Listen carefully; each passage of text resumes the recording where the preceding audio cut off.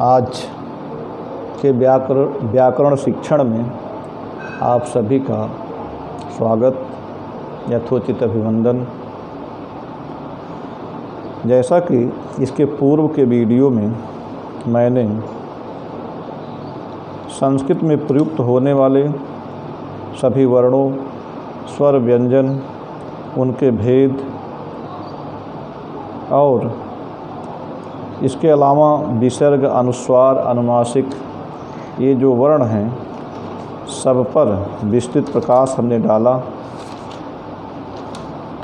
कुल मिलाकर के सामान्य रूप से जो भी वर्ण संस्कृत में, लौकिक संस्कृत में व्यवहार में प्रयुक्त होते हैं उनकी चर्चा हमने की। संस्कृत व्याकरण में वर्णों का उच्चारण स्थान अपना विशेष महत्व रखता है। इसके ज्ञान के बिना वर्णों का उच्चारण, शब्दों का उच्चारण हम ठीक से नहीं कर पाते।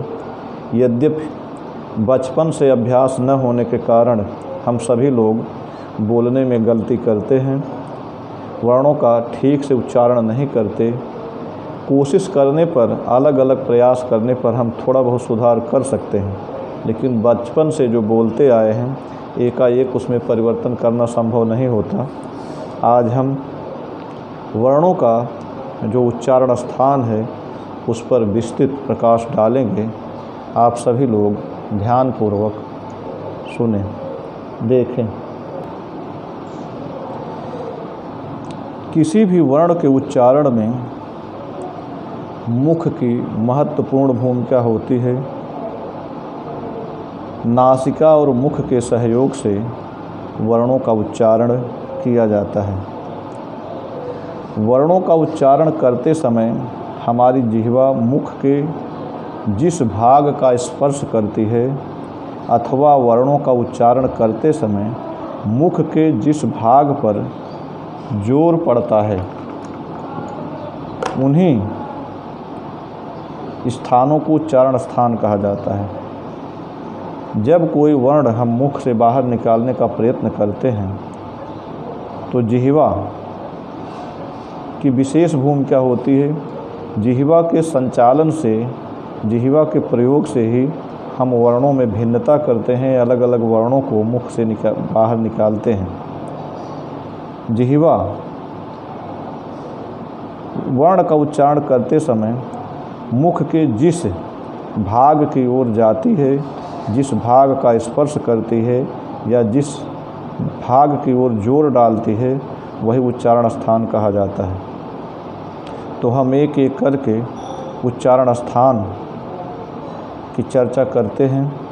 पहले देखिए, सबसे महत्वपूर्ण एक उच्चारण स्थान है जिसको हम कहते हैं कंठ।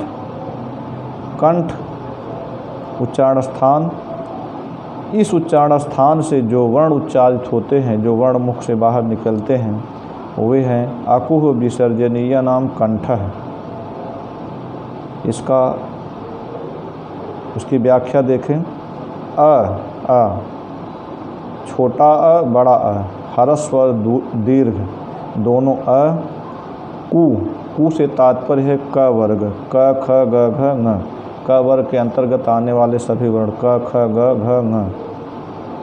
ह और विसर्ग, ये जो विसर्ग होता है इनका उच्चारण स्थान कंठ है। अकुह विसर्जनीय नाम कंठ है। अ, आ, कु, क वर्ग क, ख, ग, घ, ङ, ह और विसर्ग, इनका उच्चारण स्थान कंठ है।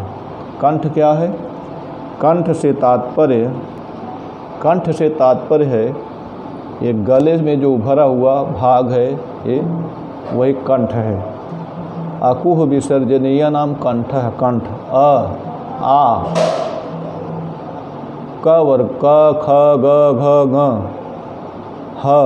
ह। इन वर्णों को बोलते समय यहाँ पर जोर पड़ता है, गले के इस हिस्से पर, तो यही कंठ है। अकुह विसर्जनीय नाम कंठ है।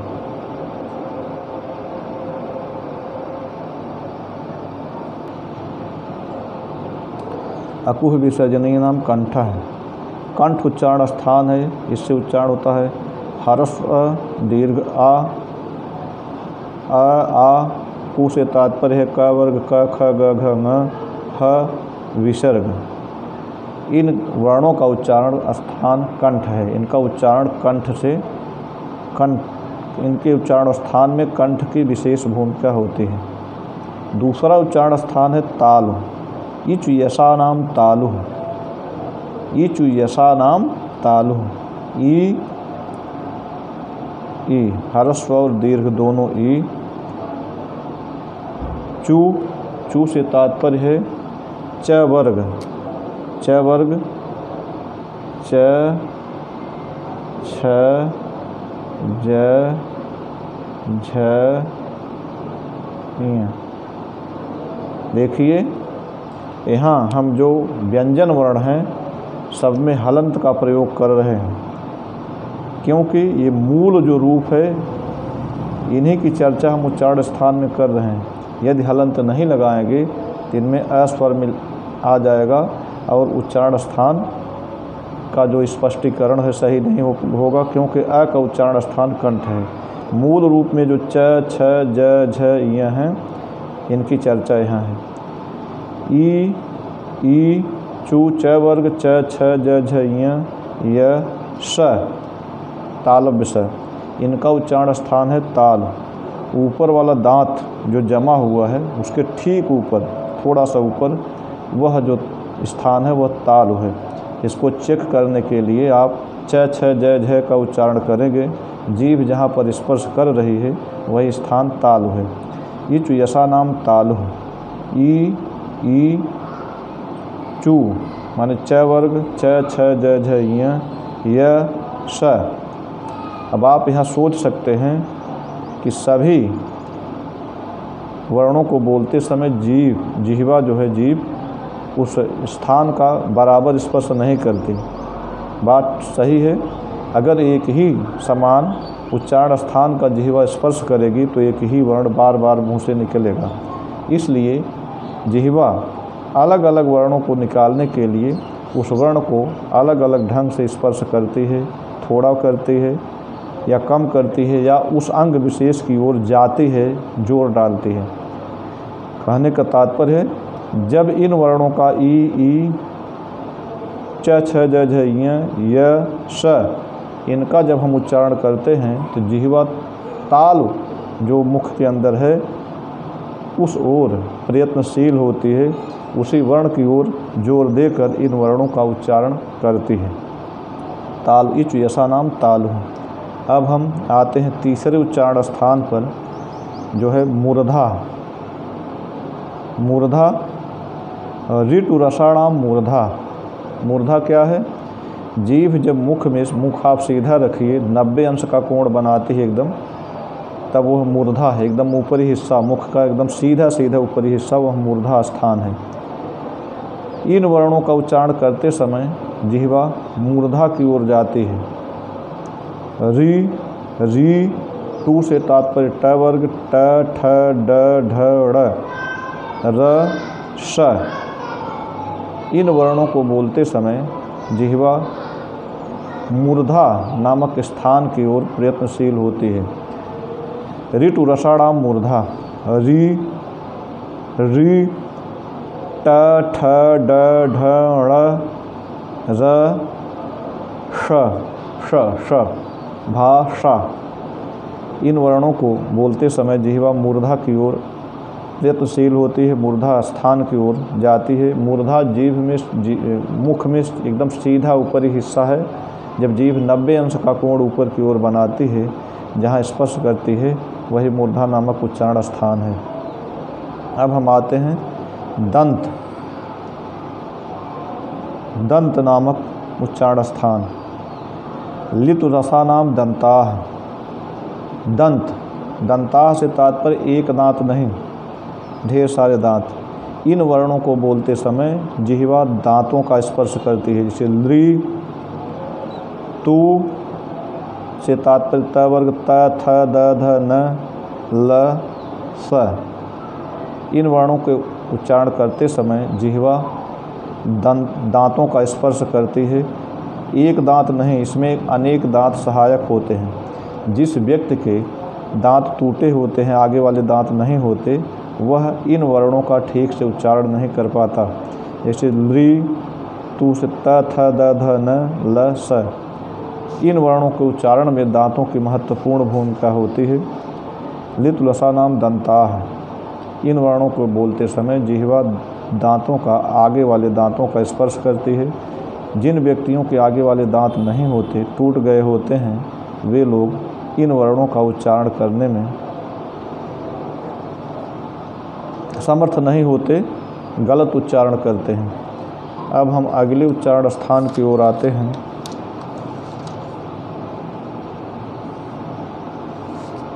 अगले उच्चारण स्थान है ओष्ठ। ओष्ठ उपूर्ध्वमानीय नाम ओष्ठव। ऊ, बड़ा अ और छोटा अ, ह्रस्व अ और ह्रस्व उ और दीर्घ ऊ।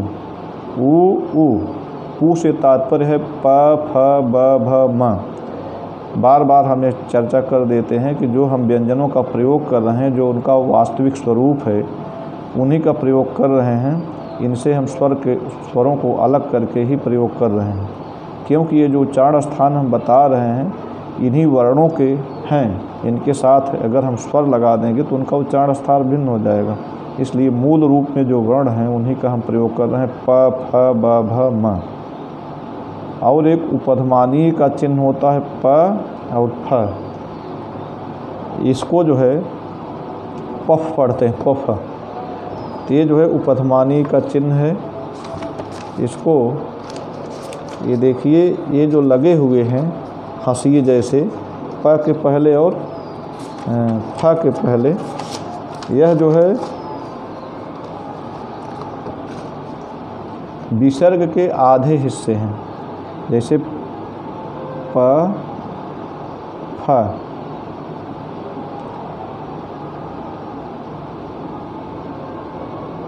ये जो है विसर्ग जो होता है, दोनों के पहले विसर्ग लगे हुए हैं। तीन विसर्गों का आधा विसर्ग, तात्पर्य है कि आधा ऊपर वाला हिस्सा निकाल दिया जाता है, ऊपर वाला, और इधर नीचे वाला।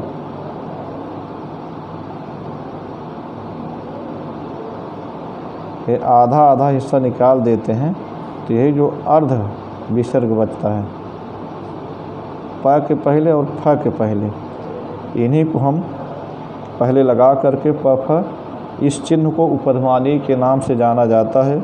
लौकिक संस्कृत में इसका प्रयोग नहीं, इसका प्रयोग वेदों में होता है। चूँकि यहाँ उच्चारण स्थान में इसकी चर्चा की गई है, इसलिए मैंने भी इसकी चर्चा कर दी, जबकि लौकिक संस्कृत में इसका कोई प्रयोग नहीं है। फिर इसको देखें, ओष्ठ,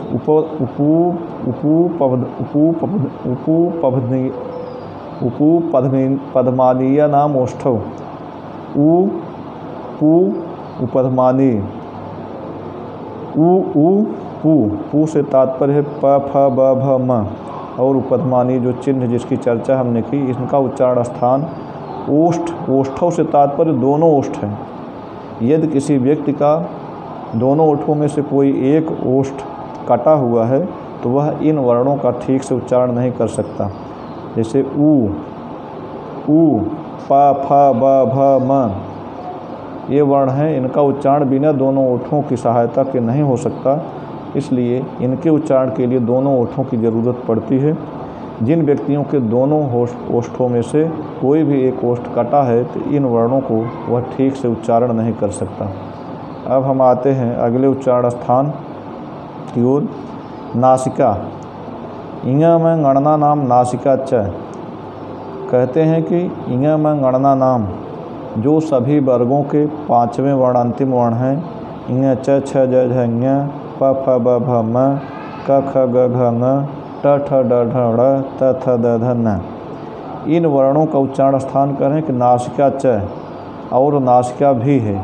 कहने का तात्पर्य है इन वर्णों का जो अपने वर्ग का उच्चारण स्थान है, जैसे इंग कहे चू यशा नाम तालु, चू, च, छ, ज, झ, ञ, इनका उच्चारण स्थान तालु है और नासिका भी है।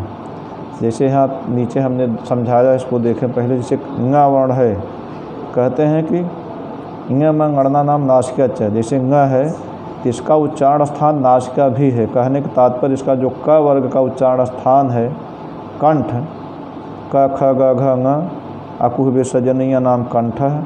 ng का उच्चारण स्थान अपने वर्गों में कंठ बताया गया है। इसके साथ कहें कि नासिका भी है। ng कंठ प्लस नासिका, ng के उच्चारण स्थान में कंठ और नासिका दोनों सहायक होते हैं। इसी प्रकार ङ युच यसा नाम तालु, च छ ज झ ञ इसका उच्चारण स्थान तालु है, नासिका च और नासिका भी है। कहने का तात्पर्य ञ वर्ण के उच्चारण में तालु और नासिका दोनों सहायक होते हैं। ड़ ऋतु रसाणाम मूर्धा, टू ट ठ ड ढ ड़ इसका उच्चारण स्थान मूर्धा है, लेकिन ञ में गणना नाम नासिका च, ड़ नासिका च करें कि इसका उच्चारण स्थान में नासिका भी सहायक है। नासिका मूर्धा और नासिका दोनों से। न फिर कहते हैं न के उच्चारण स्थान लित लसा नाम दंता, त थ द ध न का जो उच्चारण स्थान है यह मूल रूप से दंत है, त थ द ध न, लेकिन कहते हैं नासिका च और नासिका भी है। कहने का तात्पर्य है न के उच्चारण स्थान में दांत और नासिका दोनों सहायक हैं। प फ ब भ म का जो उच्चारण स्थान इसका मूल रूप से ओष्ठ, दोनों ओष्ठ हैं, प फ ब भ म, लेकिन इसकी सहायता नासिका च, नासिका का भी सहयोग होता है। कहने का तात्पर्य म के उच्चारण स्थान में ओष्ठ और नासिका दोनों सहायक हैं। ङ में गणना नाम नासिका च, ये रहा नासिका उच्चारण स्थान के विषय में। नासिका से तात्पर्य है वर्णों को बोलते समय नाक पर जोर दिया जाता है, जैसे ङ ञ ण न म। अब अगले उच्चारण स्थान की चर्चा करते हैं। अगले उच्चारण स्थान है कंठ ताल। कुछ वर्ण ऐसे हैं जो कंठ और ताल दोनों के सहयोग से बोले जाते हैं। कहते हैं ए दैतोह कंठ तालु, दो वर्ण हैं ए ऐ, इनके उच्चारण में कंठ और ताल दोनों सहायक होते हैं। ए ऐ कंठ ताल, ए दैतोह कंठ तालु, ए ऐ, इनके उच्चारण स्थान में कंठ और ताल दोनों सहायक हैं। और एक है कंठ और ओष्ठ, ओ दैतोह कंठोष्ठम, ओ दैतोह कंठोष्ठम, ओ औ, ये दो वर्ण ऐसे हैं जिनके उच्चारण स्थान में कंठ और ओष्ठ दोनों सहायक हैं। कंठोष्ठ, ओ दैतोह कंठोष्ठम, ओ और औ इनके उच्चारण स्थान में कंठ और ओष्ठ दोनों सहायक है। कंठोष्ठ, ओ दैतोह कंठोष्ठम, ओ औ, ये दो वर्ण ऐसे हैं इनके उच्चारण स्थान में कंठ और ओष्ठ दोनों सहायक हैं। अब अगले उच्चारण स्थान की हम चर्चा करते हैं। अगले उच्चारण स्थान है दंतोष्ठ, वकारस्य दंतोष्ठम। वह जो वर्ण है उसका उच्चारण स्थान दांत और ओष्ठ दोनों के सहयोग से होता है। वह दंतोष्ठ, वकारस्य दंतोष्ठम। वह का उच्चारण स्थान दांत और ओष्ठ दोनों की सहायता से किया जाता है। जिह्वा मूलम, जिह्वा मूल, जिह्वा मूलीयस्य जिह्वा मूलम। एक जिह्वा मूली होता है जिसका जिह्वा मूल से तात्पर्य जीभ की जड़, जहाँ से जीभ उत्पन्न हुई है उस स्थान से है। जिह्वा मूल जैसे उपध्मानी का चिन्ह होता है वैसे जिह्वा मूल का भी चिन्ह है। जैसे क और ख, ख है, इनके पहले अर्ध विसर्ग का चिन्ह जैसे प फ के पहले लगता था वैसे इनके पहले। तात्पर्य जैसे पूरा विसर्ग है, पूरा न कह करके ख का ख के पहले अर्ध विसर्ग का चिन्ह लगाते हैं, इसको कहते हैं जिह्वा मूलीय। इनको जिह्वा मूलीय कहते हैं। जिह्वा मूलीय, ये जिह्वा मूलीय है। अर्ध विसर्ग कख, कख जैसे पफ पढ़ा जाता तो इसको कख। अब कहते हैं जिह्वा मूल, जिह्वा जहाँ से उत्पन्न होती है उसको जिह्वा मूल कहते हैं। और जिह्वा कख, पहले क ख के पहले अर्ध विसर्ग होता कख पढ़ते हैं, इसको जिह्वा मूलीय कहा जाता है। नासिका, तो नासिका, नासिका अनुस्वारस्य, अनुस्वार जो ऊपर बिंदी होती है हमेशा स्वर के बाद आती है, वह जो है उसका उच्चारण स्थान नासिका है। इसे इसको उच्चारण स्थान केवल नासिका है। अब आप देख सकते हैं विसर्ग जो लिखा जाता है, विसर्ग हमेशा ऐसे लिखा जाता है। मूल रूप यही है, लेकिन प्रयोग में किताबों में ऐसे बिंदी दे दी जाती है, तो इसे ये भी जो है मान्य है, ऐसे लिख देते हैं। वास्तव में विसर्ग का मूल रूप ये है। और जो अनुस्वार होता है इसको जो है ऊपर ऐसे बिंदी लगा देते हैं हल्के से। इसमें बीच में गोले के बीच में इस तरीके से गैप नहीं, ऐसा नहीं होना चाहिए। ऐसा अनुस्वार गलत है, अनुस्वार ऐसे होना चाहिए। कुछ अच्छे विद्वानों को भी मैंने देखा है जो अनुस्वार में भी इस तरह का गोला बनाते हैं, अशुद्ध है। अनुस्वार में केवल ऊपर बिंदी रहेगी और जो विसर्ग होता है उसका मूल रूप है बीच में गैप होना चाहिए, लेकिन लिखने की प्रक्रिया किताबों में ही बिंद, ये भी मान्य है। अब इस प्रकार से आज हमने वर्णों के उच्चारण स्थान की विस्तृत चर्चा की। आप इस वीडियो को 2 से 3 बार देख करके उच्चारण स्थानों को ठीक से इसको जो है आप कंठस्थ करें, और इस वीडियो को रोक करके आप इनको पढ़ भी सकते हैं। ये सामग्री जो है ये है पाठ सामग्री। वीडियो को रोक करके इसको आप पढ़ करके भी इसको जो है अभ्यास करके सीख सकते हैं। और इसके बाद हम जो है पाणिनि के माहेश्वर सूत्रों पर चर्चा करेंगे। उनके जो माहेश्वर सूत्र हैं, जो पाणिनि की अष्टाध्यायी को लिखने में बड़ी भूमिका रही। अष्टाध्यायी में लगभग 4000 सूत्र हैं। उन 4000 सूत्रों को बनाने के लिए पाणिनि को 14 माहेश्वर सूत्र जो भगवान शंकर से प्राप्त हुए हैं, उनकी हम अगले वीडियो में विस्तृत चर्चा करेंगे। इसी के साथ आज का शिक्षण समाप्त होता है। धन्यवाद।